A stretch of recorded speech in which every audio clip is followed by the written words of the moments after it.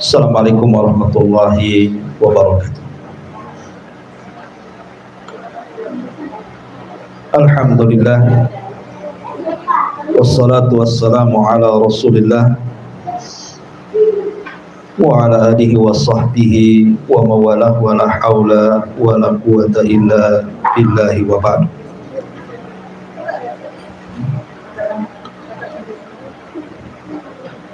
Alhamdulillah, di siang hari ini kita bisa duduk kembali untuk bertolabul ilmi, dan pembahasan di siang hari ini kita akan bahas bab yang ke-28 tentang hukum tatayyur.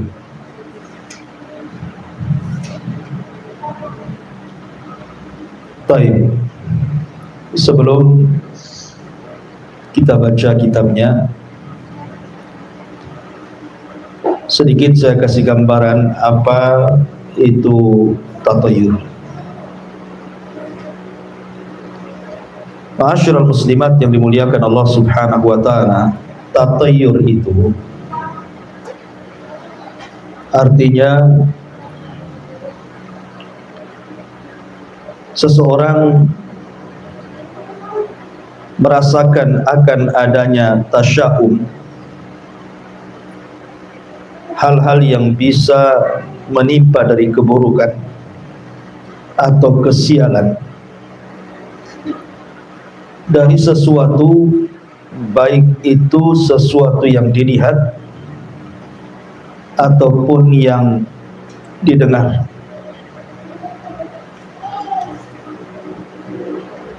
Contohnya umpamanya ketika seseorang melihat sesuatu, anggaplah kucing hitam atau binatang-binatang yang lain, dia merasa bahwa akan terjadi sesuatu. Ataupun contoh yang lain, umpamanya ibu naik motor tiba-tiba nabrak kucing. Kemudian ibu terbayang-bayang, kemudian berpikir yang tidak-tidak. Padahal nabrak kucing dengan nabrak ayam itu sama aja. Tapi kemudian seseorang berkeyakinan macam-macam bahwa akan terjadi sesuatu yang menimpa dia. Atau umpamanya merasa akan ada musibah apabila melihat burung umpamanya singgap di salah satu rumah orang. Dia berpikir bahwa akan terjadi musibah kematian baik di dalam rumah tersebut atau kerabat-kerabatnya. Atau mungkin merasa akan ada musibah kalau seandainya salah satu mata itu berdenyut-denyut umpamanya. Atau kalau tiba-tiba kesemutan tangan sebelah kanan, berarti mau ada orang kasih duit. Kalau kesemutannya tangan kiri, berarti yang datang debt collector. Atau umpamanya bawa piring atau gelas, kemudian tiba-tiba kaget, kemudian jatuh, pecah, kemudian tiba-tiba dia berpikir akan ada kesialan. Yalah, sialnya suruh ganti karena mecahin gelas. Atau contohnya umpamanya ibu lagi jalan naik motor, tiba-tiba ada ular nyebrang. Dan biasanya kan kalau lagi jalan tiba-tiba dipotong sama ular, terkadang berkeyakinan yang tidak-tidak. Atau umpamanya tatayyur dengan bulan gitu ya, yang sering di negeri kita ini kalau datang bulan Muharram di sebagian adat daerah tertentu itu, bulan Muharram ini bulan membawa sial katanya. Kalau kawin di bulan Muharram cepat cerai, kalau bangun rumah nanti roboh, kalau usaha cepat bangkrut. Lah ini tatoyur nih. Bahkan ada orang yang tidak mau mengadakan hajatan di bulan Muharram karena takut terjadi malapetaka. Atau umpamanya anaknya sakit-sakit, kemudian tatoyur dengan nama, mungkin karena namanya si Anu, ini harus diganti nih namanya nih, kalau enggak sakit-sakit terus. Akhirnya diganti nama. Habis diganti nama makin parah pula sakitnya. Jadi gimana lagi tuh? Jadi ada orang tatayur dengan nama gitu. Atau umpamanya gara-gara ada orang luar datang ke kampung, kemudian tiba-tiba jadi ada musibah, disalahkan tuh gara-gara orang itu datang kan. Lah itu semua adalah bagian daripada tatayur. Bahkan ada sebagian keyakinan di masyarakat itu kalau salaman dengan anak-anak gitu ya, dengan anak kecil, tiba-tiba kemudian anak itu ketika dicium tangannya oleh yang salaman, umpamanya ibu salaman dengan anak kecil, kemudian ibu cium tangannya anak kecil itu ada keyakinan nanti anak ini kalau besar tukang minta-minta katanya. Ini kan tatayur ya. Ataupun umpamanya beranggapan dengan orang meninggal di hari Sabtu umpamanya ya. Biasanya kalau ada orang mati di hari Sabtu, Bu, itu nular kematiannya itu. Makanya ada orang kalau tetangganya meninggal di hari Sabtu, cepat dia pindah rumah. Jangan sampai kemudian nular penyakit matinya ke sebelahnya. Dan ada tuh ya, orang meninggal di hari Sabtu katanya nular kematiannya, nanti malaikat mautnya akan pindah ke sebelahnya katanya. Ini kan tatayur, Bu ya.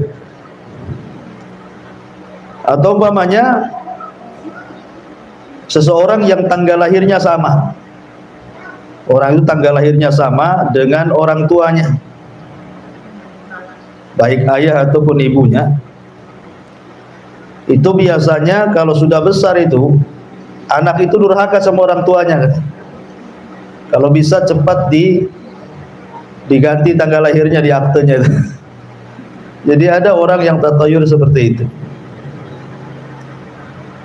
Bahkan ada sebagian masyarakat itu juga bertatayur kalau terjadi hujan gerimis tapi kok terang gitu kan, sering ya lewat tuh kalau terang tapi kok ada hujan gitu ya. Itu ada di sebagian orang tuh, di sebagian masyarakat tuh. Itu berkeyakinan bahwa ada setan yang melahirkan. Jadi kalau ada matahari kok hujan, itu setan lagi melahirkan. Ini kan apa kaitannya? Nggak ada kaitan. Bahkan jika ada seorang gadis biasanya ya yang belum nikah, itu suka duduk di pintu ya, pintu depan rumah itu katanya susah kawinnya. Padahal kalau gadis itu dia duduk di pintu banyak yang tengok ya. Tapi itulah tatoyur ya, itu khurafat dan tahayul namanya. Bahkan ada yang menganggap sial bagi wanita hamil jika suaminya masuk dan keluar toilet itu dengan menggantungkan handuk di leher. Jadi kalau ibu lagi hamil, suaminya kalau mandi jangan dililitkan handuknya di leher. Nanti anaknya katanya kalau melahirkan itu nanti apa namanya, janinnya itu terikat dengan tali pusarnya katanya. Jadi harus ditenteng aja itu anduknya. Kalau enggak nanti kelilit pula dengan tali pusarnya katanya. Yang lebih parah lagi yang umum adalah tatayur dengan angka tuh. Ya Bu ya, biasanya angka 13. Itu paling sering itu ya. Saya dengar di pesawat, saya nggak pernah memperhatikan pesawat sih, cuman kata orang katanya di pesawat itu ndak ada kursi 13 Bu ya. Begitu juga di hotel itu tidak ada kamar 13. Itu biasanya main loncat-loncat tuh dari 12 ke 14 gitu ya, 13 nya nggak ada tuh. Jadi ini semua bicara tentang tatayur, itulah bicara tentang khurafat dan tahayul. Ini semua adalah tahayul. Ini contoh-contoh saja dan banyak sih contohnya, cuman ini bagian daripada contoh kecil. Taib. Dan semuanya masuk pada bab khurafat dan tahayul. Kita baca dalilnya. Allah Subhanahu wa taala berfirman di sini, ala innama ta'iruhum indallah walakinna aktsarahum la ya'lamun. Ketahuilah sesungguhnya kesialan mereka itu adalah ketetapan dari Allah, akan tetapi kebanyakan mereka tidak mengetahuinya. Jadi dari ayat ini menunjukkan bahwa tatayur itu menganggap sial dengan sesuatu, kebaikan dan kesialan itu datang dari Allah. Kebaikan dan kesialan itu datang dari Allah. Semua sudah ditakdirkan Allah. Jangan kemudian menyalahkan benda-benda, angka-angka, tempat-tempat, hal-hal yang dilihat, hal-hal yang didengar, hal-hal yang dimimpikan. Itu semua khayali, itu hayalan. Tidak mungkin terjadi kecuali karena izin Allah. Makanya dari sini para ulama mengharamkan bentuk tatayur dalam bentuk apapun selain daripada bagian daripada khurafat dan tahayul. Satu, karena tatayur itu terkandung sikap ketergantungan kepada selain Allah, dan ini masuk pada bab syirik, karena tidak boleh kita menggantungkan kecuali kepada Allah Subhanahu wa taala. Qul huwallahu ahad, Allahus samad. Allah itu samad, segala sesuatu bergantung kepada Allah. Dan orang yang tatayur itu seolah-olah dia bergantung kepada makhluk, makanya diharamkan, tidak boleh tatayur. Kemudian yang kedua, tatayur itu melahirkan perasaan takut, tidak aman dari banyak hal, bahkan dari dirinya sendiri. Jadi sehari-hari orang tatayur ini dia diliputi dengan ketakutan. Umpamanya ibu habis nabrak kucing, kemudian dalam keyakinan kalau kucing itu tidak dikuburkan, maka ibu ditabrak orang atau nabrak orang lagi katanya. Kan seolah-olah kemudian diliputi perasaan takut itu ya. Kemudian juga yang ketiga, tatayur itu membuka jalan penyebaran khurafat dalam masyarakat dengan jalan memberikan kemampuan mendatangkan manfaat dan madarat, atau mempengaruhi jalan hidup manusia kepada berbagai macam jenis makhluk yang sebenarnya tidak memiliki apapun kecuali kepada Allah. Seperti umpamanya akhirnya datang ke dukun, datang ke tangkal-tangkal, melihara tangkal-tangkal dan jimat-jimat dan yang lainnya karena ketakutannya tadi. Ya. Kemudian tatayur ini juga adalah perkara yang hayal, tidak mungkin terjadi. Dia amrun khayali, tidak mungkin terjadi. Umpamanya ada burung gagak tengah malam, kemudian dia duduk di atap rumah, katanya akan ada yang mati. Tidak akan ada yang mati. Ya, itu hayalan saja. Tatayur itu kan hayalan, orang menghayal. Ya. Karena semua itu sudah ditakdirkan kematian dan kehidupan itu. Kenapa kemudian dibayangkan gara-gara burung gagak ada kematian? Emangnya burung gagak udah bekerja sama dengan malakul maut? Kan nggak masuk di akal. Ya, itu perkara hayal. Dan itu bisa terjerumus kepada dua hukum syirik, syirkul asghar dan syirkul akbar. Syirik besar dan syirik kecil. Kapan syirik besar? Kalau seandainya kejadian itu mutlak ditimbulkan oleh benda-benda, binatang-binatang, angka-angka dan begitu seterusnya, dan tidak ada ikut campur Allah di sini, ini syirik besar. Tapi kalau dia masih meyakini semua takdir Allah, tapi sebabnya gara-gara ada burung gagak itu akhirnya dia mati, sebabnya karena duduk di pintu gadis itu tak laku-laku, gitu ya, atau gara-gara bawa piring kemudian pecah akhirnya nanti akan sesuatu terjadi. Lah kalau masih menggunakan sebab, itu syirik kecil saja. Tapi intinya di sini Allah mengatakan, ala innama ta'iruhum indallah. Ketahuilah sesungguhnya kesialan mereka itu adalah ketetapan dari Allah. Dalil yang kedua,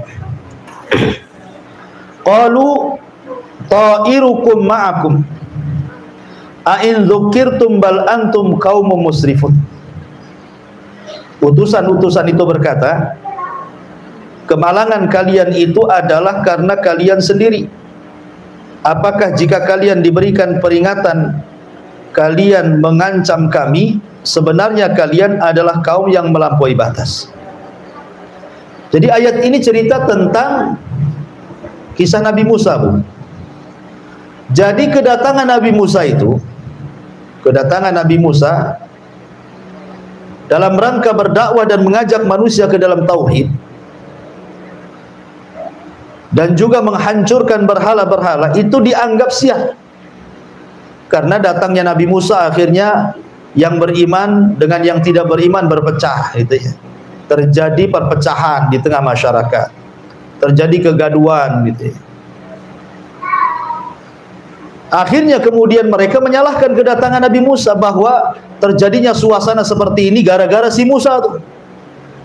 Maka Allah Subhanahu wa taala mengatakan, qalu ta'irukum ma'akum a'in dzukirtum bal antum qaumun musrifun. Utusan-utusan itu berkata, kemalangan kalian itu adalah karena kalian sendiri. Maksudnya Nabi Musa ingin mengatakan bahwa kalau kalian ada kemalangan, banyak bencana kepada kalian, karena kalian itu yang melakukan maksiat, kesyirikan kepada Allah. Coba kalau kalian ikut kami, ikut seruan kami, ikut kepada agama kami, menyembah Allah, mentauhidkan Allah, tentu Allah mengatakan bahwa tidaklah penduduk sebuah negeri itu beriman dan bertakwa kecuali akan dikeluarkan berkahnya dari langit dan dari bumi. Walau anna ahlal qura amanu wattaqau la fatahna alaihim barakatin minas sama'i wal ardh. Kalaulah seandainya, kata Allah Subhanahu wa taala, penduduk sebuah negeri itu mau beriman dan bertakwa, tentu berkah itu akan datang dari langit dan dari bumi. Tapi ketika kalian berpaling, ya, makanya para utusan itu mengatakan kemalangan kalian itu adalah karena kalian sendiri, gitu ya. Apakah jika kalian diberikan peringatan, kalian mengancam kami? Sebenarnya kalian adalah kaum yang melampaui batas. Jadi dari ayat ini kita simpulkan bahwa kalau terjadi musibah, kalau terjadi kemalangan, maka musibah dan kemalangan itu murni karena kemaksiatan. Jadi kalau di sebuah daerah ada gempa, ada tsunami, ada puting beliung, ada wabah dan yang semacamnya, itu ditimbulkan karena maksiat. Karena maksiat, bukan karena seseorang. Dan itu dijelaskan di banyak hadis Nabi SAW, seperti umpamanya Rasul mengatakan, kalau kalian mulai melakukan perzinahan dan terang-terangan dan tidak punya rasa malu, kecuali Allah Subhanahu wa taala akan kirimkan kepada kalian penyakit, wabah, di mana penyakit dan wabah itu belum pernah terjadi kepada sebelumnya. Kemudian juga Rasul mengatakan, kalau kalian masih mengurang-urang takaran, kemudian timbangan, kemudian mengganjal timbangan, mengurang-urang takaran, maka Allah akan kirim kepada kalian sulitnya ekonomi, paceklik yang berkepanjangan, dan para penguasa yang zalim yang Allah kuasakan kepada kalian. Artinya semua ini karena maksiat. Ya, tapi kalau orang itu mau beriman dan bertakwa, maka insya Allah tidak akan ada musibah, yang ada keberkahan. Baik. Kemudian dalam hadis Nabi SAW dari Abu Hurairah radhiyallahu an, Nabi SAW bersabda, la adwa wala tiyarata wala hammata wala safara. Dalam riwayat wala nau'ah wala gula. Ini Rasul ingin menjelaskan beberapa perkara, semua bagian daripada khurafat dan tahayyul, semua bagian daripada tatayur. Kata Nabi SAW, la adwa, tidak ada adwa, tidak ada adwa. Apa maksudnya tidak ada adwa itu? Maksudnya tidak ada adwa, artinya tidak ada penyakit yang menular dengan sendirinya. Melainkan kalau seandainya ada orang yang tertular, berarti penyakit itu tertular karena izin Allah. Penyakit itu tidak akan menular dengan zatnya, karena penyakit itu makhluk yang Allah ciptakan. Lalu kalau seandainya ada orang yang kena karena mendekati, bukan penyakitnya yang pindah, tapi karena memang Allah sudah izinkan dia terkena penyakit itu. Bukan karena menular dengan sendirinya, tapi semua karena takdir Allah Subhanahu wa ta'ala. Contoh umpamanya penyakit apa yang menular, Bu? Corona ya? Corona menular enggak? Contoh umpamanya orang flu. Orang yang flu, Bu, ya kan? Keyakinan di masyarakat kalau dekat-dekat orang flu nanti flu katanya. Flu itu tidak menular dengan sendirinya, gitu ya. Jadi kalau seandainya ada orang yang dekat-dekat orang flu, berarti dia flu. Kalaupun dia punya penyakit flu, berarti karena izin Allah. Karena banyak juga orang yang dekat-dekat orang flu itu tidak ikut flu juga, kan, gitu ya.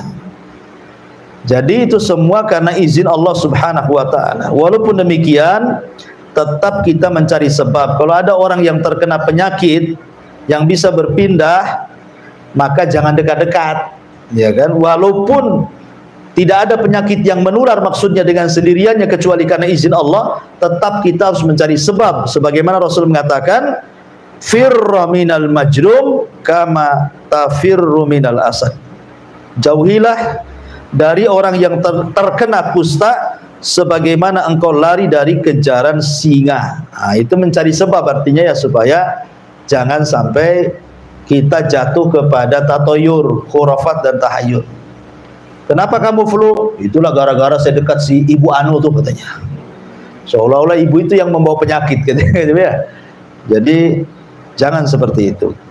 Kemudian kata Rasulullah, wala tayratah, wala tayratah. Dan tidak ada tatayur, artinya tidak ada kesialan yang disebabkan oleh burung ataupun hewan lainnya. Sebagaimana yang sudah saya jelaskan di mukadimah, ya. Tidak ada. Tatayur itu perkara khayali, perkara hayalan, tidak mungkin terjadi, ya. Kemudian wala hammatah. Hammah ini di zaman jahiliyah. Jadi kalau ada burung hantu, hammah itu burung hantu, kemudian singgap di atas genteng, kemudian bersuara, gitu ya, berarti burung itu pertanda membawa kesialan. Nah, ini juga nggak benar, ya. Jangan dikambing hitamkan burung, kasihan burung hantu jadinya kan. Ya, jadi tidak ada binatang yang mendatangkan sial. Kemudian juga wala safar, dan juga tidak ada bulan safar, karena di zaman jahiliyah bulan safar itu bulan sial. Maka di zaman sekarang juga berganti bulan jadi Muharram. Nah, kan Muharram itu bulan sial katanya, makanya harus kerendam keris, pusaka-pusaka gitu ya, biar membuang sial katanya. Kemudian wala nau'ah. Nau'ah itu tidak ada nau'. Nau' itu artinya bintang. Menganggap sial dengan kemunculan bintang tertentu dari 28 poros bintang. Ya, atau umpamanya gara-gara sial ibu melihat tanggal lahirnya. Wah, ini tanggal lahirnya sekian, berarti ini bintang yang gambar kambing ini. Wah, ini dilihat kalau bintang Virgo atau apa namanya ini, kalau sudah dewasa ini susah mencari jodoh, susah mencari kerja, ini hidupnya jadi gelandangan. Lah, kok bisa gitu ya? Jadi bisa dia meramal nasib dengan bintang, itu tidak mungkin. Itu namanya tatoyur, itu tahayul. Yang menentukan kebahagiaan, rizki itu semua adalah Allah dan semua sudah ditakdirkan. Kemudian wala hula. Hul itu artinya hantu. Maksudnya tidak ada hantu itu. Di sini maksudnya tidak ada hantu, tidak ada setan yang kemudian membawa kesialan gitu ya. Seperti mamanya seseorang berjalan di hutan, muncul setan yang membuatnya tersesat dan tidak tahu arah pulang, maka ini disebut ghul. Tapi Nabi SAW menerangkan bahwa gangguan jin tersebut itu atas izin Allah, ingat ya, atas izin Allah, bukan karena setan itu nyesatin, tidak, karena izin Allah. Semua karena izin Allah. Jadi semua, baik penyakit yang apa namanya yang dikatakan menular, ataupun burung, ataupun bulan safar, atau bintang, atau hantu, itu kalaupun terjadi itu semua karena izin Allah, bukan karena khurafat, bukan karena tahayul. Ya, kita ini harus bertauhid. Baik. Kemudian Nabi SAW mengatakan, la adwa wala tayrata wa yujibunil fa'lu. Qalu wa mal fa'lu? Qal al kalimatu thayyibah. Tidak ada adwa, maksudnya tidak ada penyakit yang menular, dan tidak ada tiara, menganggap sial sesuatu.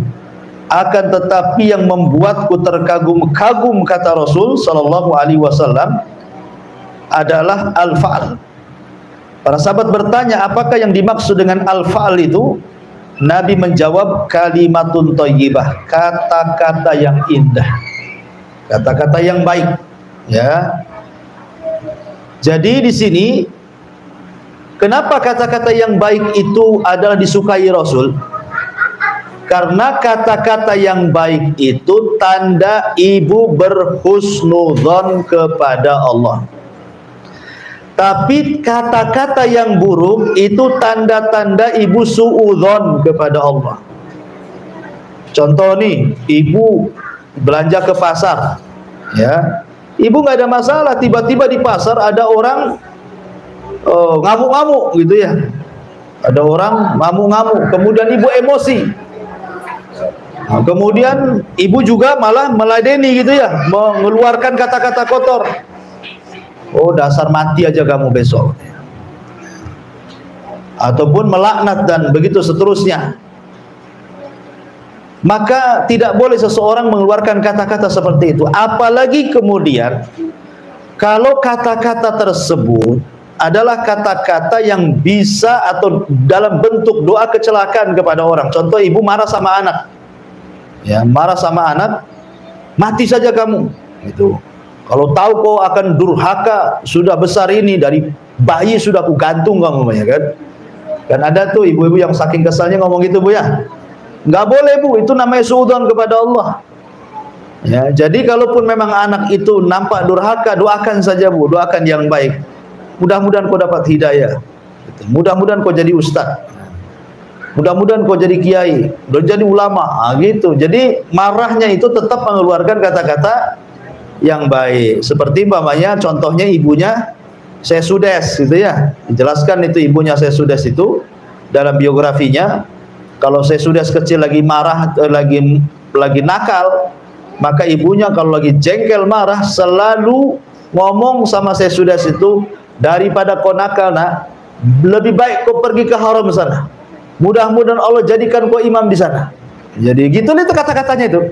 Ibundanya yang ngomong gitu saja. Setiap Syekh Sudes ini nakal, ngomongnya cuma satu, pergi kau ke haram, mudah-mudahan kau jadi imam. Lihat, karena dia berhusnudzon kepada Allah, Bu. Makanya akhirnya setiap yang tidak kenal Syekh Sudes di Masjidil Haram, di dunia pun kenal semua, dihormati orang gitu. Kita lihat kalau ke Indonesia saja, lihat, dibangga-banggakan orangnya. Jadi nggak boleh mengucapkan kalimat kecuali yang baik, karena itu dalam bentuk husnudzon kepada Allah Subhanahu wa taala. Kemudian Nabi sallallahu alaihi wasallam juga bersabda, ahsanuhal fa'lu wa la taruddu musliman fa idza ra'a ahadukum ma yakrahu falyaqul Allahumma la ya'ti bil hasanati illa anta wa la yadfa'u sayyiati illa anta wa la haula wa la quwwata illa bika. Yang paling baik adalah al-fa'al, kalimat yang indah, kalimat yang baik, kalimat yang bijak. Janganlah tiarah itu menggagalkan seseorang muslim dari niatnya. Jika salah seorang di antara kalian melihat sesuatu yang dibenci, hendaklah dia mengucapkan, ya Allah, tidak ada yang bisa mendatangkan kebaikan kecuali Engkau. Tidak ada yang bisa menolak kejelekan kecuali Engkau. Tidak ada daya dan upaya kecuali pertolongan Engkau. Jadi Bu ya, pamannya nih, ibu mau berangkat dari sini ke Padang. Sampai di bandara, Bu, tiba-tiba ibu dengar, rupanya ibu akan jadi satu pesawat dengan mayat. Nah, kan, pamannya ada mayat yang diberangkatkan gitu ya.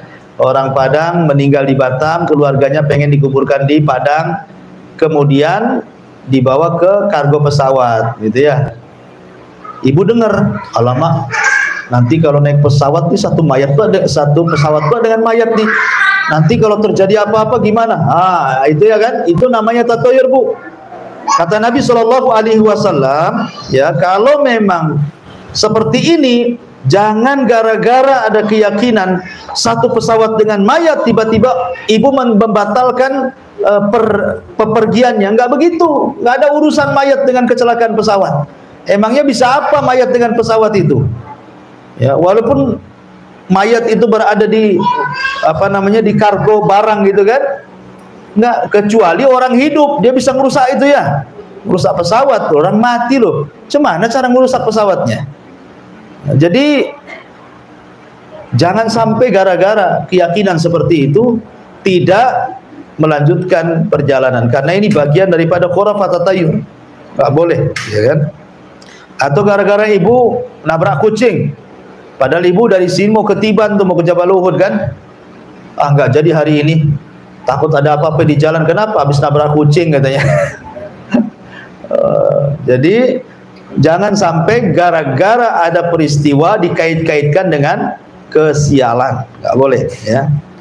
Kemudian selanjutnya Abi Daud meriwayatkan sebuah hadis secara marfu dari Abdullah bin Mas'ud radhiyallahu an, Rasul mengatakan, at-tiyaratu syirkun, at-tiyaratu syirkun, at-tiyaratu syirkun. Tatayur itu syirik, tatayur itu syirik, tatayur itu syirik. Kenapa? Karena tadi menggantungkan sesuatu kepada selain Allah. Maka tidak boleh menggantungkan sesuatu kepada selain Allah. Baik, kemudian riwayat selanjutnya, man raddat khut at-tiyaratu an hajatihi faqad asyraka faqalu fama kafaratu dzalik qala an taqula Allahumma la khaira illa khairuk wa la tayra illa tayruk wa la ilaha ghairuk. Barang siapa yang mengurungkan niatnya karena tiara, maka dia telah berbuat syirik. Para sahabat bertanya, lantas apa penebus hal itu wahai Rasul? Maka Nabi mengatakan, ya Allah, tidak ada kebaikan kecuali kebaikan-Mu, tidak ada kesialan kecuali kesialan yang datang dari Kamu, tidak ada sesembahan yang berhak disembah kecuali diri-Mu. Hadis dikeluarkan Imam Ahmad dan yang lainnya. Ya, artinya begini Bu, tawakal sajalah Bu. Kita diajarkan untuk tawakal. Karena tidak ada satupun manusia kecuali ada tiarahnya Bu. Tidak ada satupun manusia, mau laki-laki, mau perempuan, mau orang awam, mau ustadz, semua orang Bu, dalam hatinya pasti ada tatoyur, ada tiarah. Ada itu. Ya, merasa takut, takut begini, takut begitu. Setiap orang itu ada Bu perasaan-perasaan seperti itu. Ya. Tapi kalau terlintas perasaan-perasaan seperti itu, maka cepat ibu-ibu berdoa. Jadi kalau ini ibu nih, tiba-tiba mata sebelah kiri kok berdenyut-denyut nih. Kenapa ya? Kata orang kalau mata sebelah kiri denyut-denyut tuh mau didatangi malaikat maut tuh katanya. Nah ini kan kata orang, jangan dengar kata orang. Kalau langsung tersirat seperti itu, maka ibu langsung berdoa, Allahumma la khaira illa khairuk, wa la tayra illa tayruk, wa la ilaha ghairuk. Nah gitu ya, cepat berdoa seperti itu. Langsung bertawakal kepada Allah Subhanahu wa taala. Ya. Tawakal kepada Allah, jangan bertawakal, jangan menyandarkan sesuatu pada peristiwa, pada tempat, pada angka, ya, pada tanggal lahir, pada apa namanya benda-benda tertentu, waktu-waktu tertentu, binatang-binatang tertentu. Ya, jangan disandarkan sesuatu itu kepada mereka, tapi sandarkan sesuatu itu kepada Allah. Itulah yang disebut dengan tawakal namanya. Ya, yang bisa mencegah tatoyur itu tawakal. Dan tawakal itu ada dua Bu ya. Ada tawakal kata Imam Ibnul Qayyim yang urusannya dengan tawakal dunia. Ada tawakal itu yang urusannya dengan agama. Ya. Tawakal urusan dunia, ya urusan dunia lah. Ibu cari uang ya bertawakal, suami cari uang tawakal gitu ya. Ibu mendidik anak ya tawakal. Ya, yang memberikan kecerdasan Allah saya hanya ngasih sebab saja. Yang mendidik akhlak, yang merubah akhlak anakan Allah kita hanya menjadi sebabnya. Ya tawakal saja kepada Allah. Ibu naik pesawat gitu ya, tawakal saja. Naik mobil, tawakal saja. Mudah-mudahan Allah lindungi di perjalanan. Kemudian kalau ada keluarga yang sakit, ya kan, kemudian sudah dibawa ke rumah sakit, sudah diobati, masih sakit, ya tawakal lah. Serahkan kepada Allah Azza wa Jalla. Atau dalam urusan agama seperti umpamanya dulu zaman para nabi. Nabi Musa mau mendakwai Fir'aun. Taulah Fir'aun itu kan raja nomor 1 Mesir. Bisa saja membunuh Nabi Musa. Maka Nabi Musa mengajarkan tawakal. Nabi Ibrahim ketika melawan Namrud juga diajarkan tawakal. Termasuk Nabi kita Muhammad SAW dihadapkan dengan kekuatan besar orang-orang jahiliyah, tetap saja tawakal. Ya, dalam berdakwah terus berdakwah, dia yakin bahwa yang menolong dia Allah Subhanahu wa taala. Jadi dalam urusan dunia pun tetap tawakal, dalam urusan agama tetap tawakal. Dan yang terakhir hadisnya adalah innamat tiyaratu ma amdoka awraddah. Tiarah adalah sesuatu yang bisa membuatmu menunaikan atau mengurungkan niatmu. Ya, jadi sekali lagi, jangan sampai seseorang itu gara-gara ada yang dilihat, ada yang didengar, akhirnya mengurungkan niat untuk melakukan sesuatu. Ya, tetapi ingat bahwa Allah menciptakan kebaikan, Allah juga menciptakan keburukan. Kita disuruh untuk berlindung dari keburukan dan kita meminta dari kebaikan yang Allah berikan kepada kita. Wallahu a'lam. Ini diantara bab tatayur. Mudah-mudahan ada manfaatnya. Subhanakallah bihamdika asyhadu an la ilaha illa anta astaghfiruka wa atubu ilaik. Allah Ta'ala. Assalamualaikum warahmatullahi wabarakatuh.